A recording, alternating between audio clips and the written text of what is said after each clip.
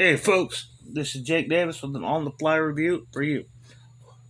And today I'm talking about Nope, released last month, written and directed by Jordan Peele, and starring Daniel Kaluuya, Keke Palmer, Steven Yeun, Michael Wincott, and Keith David. Now, to be honest, those last two names alone are enough to get me interested in this flick. The whole setup here is a horse trainer in California starts to suspect that aliens are in the area of his ranch and decides to set up cameras around his property to catch one on film so he can use it to become famous. Great idea. Now, as far as Jordan Peele goes, I mean, I loved Key and Peele, and I've been a fan of his way back to like when him and Key were on Mad TV. The first movie they did together, Keanu, was funny but weird. And when it comes to his three horror movies he's made now, I talked about this before. I was not a fan of Get Out. I thought Get Out was a genuinely dull film that had its main character, that's what I'm looking for, contrived in his stupidity. I mean, the movie felt like it was more of the perfect example of the kind of horror movies it was mocking instead of being a deconstruction of it. With Us, I enjoyed it more because I thought it was more of a straightforward horror movie. Some of the humor landed. Winston Duke's doing a kind of Woody Allen-esque take on his director. Pretty much most of Woody Allen's leading men that weren't Woody Allen, just an impression of Woody Allen.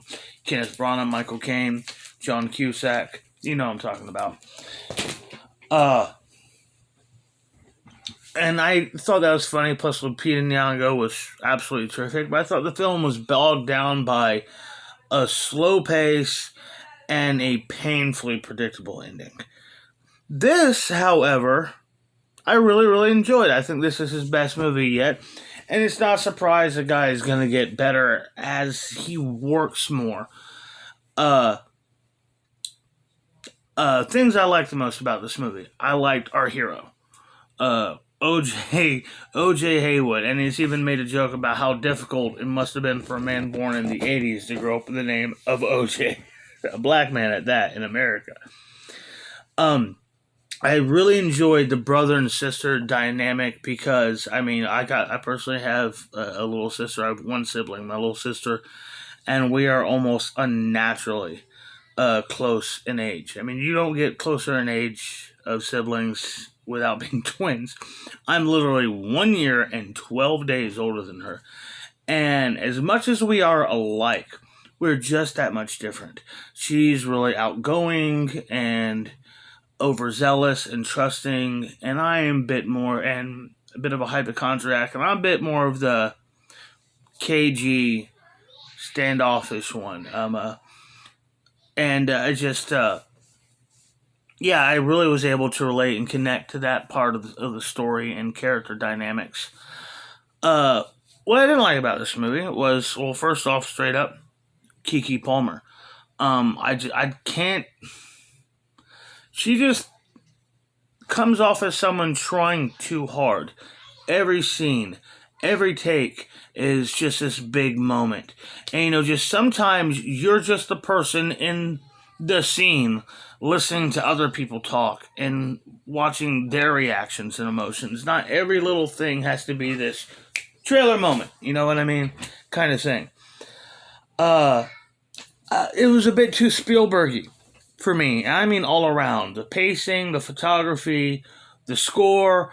It tried a little too hard to get Spielbergy, and the most detrimental aspect of this is it's PG-13. I can't even remember off the top of my head if Get Out or Us were PG-13. Seems like neither one of them would have been, because I remember them being both really violent. This movie really shunned from the violence, and virtually everything happened off screen. Now, happened off screen in a still visually interesting and cinematic way, sure. But yeah, man, considering what's going on, I would have liked a little bit more gore in this movie. There is and there's also a thing that I criticize any horror movie of, which is some straight up fucking slasher movie shit. A character just shows up out of nowhere just to add to the body count in one scene, and I never like it when they do that shit. I also want to say that I'll praise this movie's very, in my opinion, original take on the alien invasion, because it's never made clear at all whether or not this is an alien or a creature that's always been here, and what exactly it is a cool little surprise that's revealed in the second act. I don't want to reveal here, because if you're paying attention, it's going to be obvious, but the way it unfolds and it's revealed and it's portrayed is very, very cool. There's also this whole subplot with Steven Yeun of being a child actor who is a sole survivor of this brutal chimpanzee rampage. And it does tie into themes of the movie of, certain creatures are just unpredictable and untamable, and no matter how much you think you have them trained, you'll never know. They can just snap, be unleashed, and there's no stopping them. Overall, I'm going to give this movie 4 stars. I had a lot of fun. Very, very entertaining movie that kept me engaged and kept me going in it. And, but yeah, the problems I had are the problems I think that there were certain elements of wokeness just kind of thrown in there, but nothing is really delved into. It almost feels like it's literally there to fill a quota, addressed in the first act, in the first reel in some cases, and just shoved to the side so it can move along with our story. Like, for example, Keke Palmer's character is a lesbian, but there's literally only 2 lines within like the first 30 minutes of the movie that even addresses this, and then they just move on. We have no idea of her romantic relationships. We don't know what deal with her going on with her girlfriend.